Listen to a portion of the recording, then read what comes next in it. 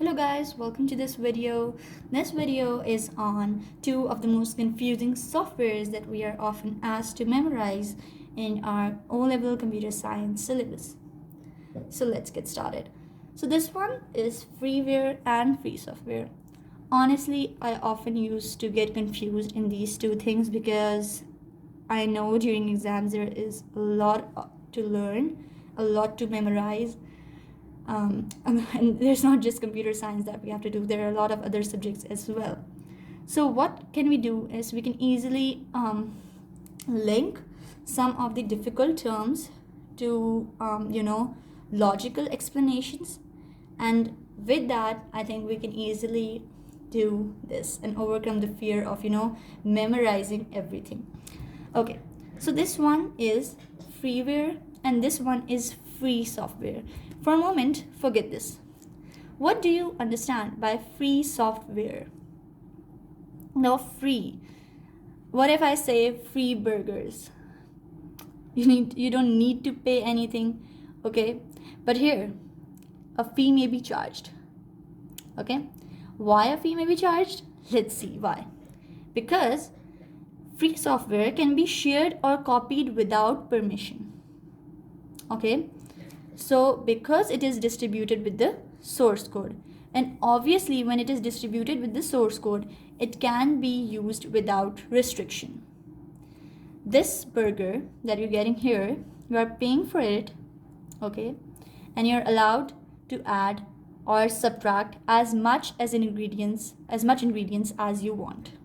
This is like a Subway burger, okay, where you can add more and more ingredients, or you can subtract those ingredients and you can customize that burger for your own self. But yeah, you are paying for that, okay? Now this is free software, okay? This is a Subway burger. Now what about freeware?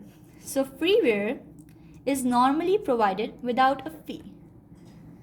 So this burger is basically something for which you're not paying, okay, but this is subject to copyright, which means you cannot change it, okay, and it needs owner's permission to share or copy. This is because it is distributed without the source code, and of course it can be restricted in use. So freeware is basically in apps like Adobe, Skype, media players, etc. But for free software, you have F-Spot, Photographic Manager, Scriptus, DTP, Abbey Word, word processor. But you don't need to write this thing in exams. This is just a general overview.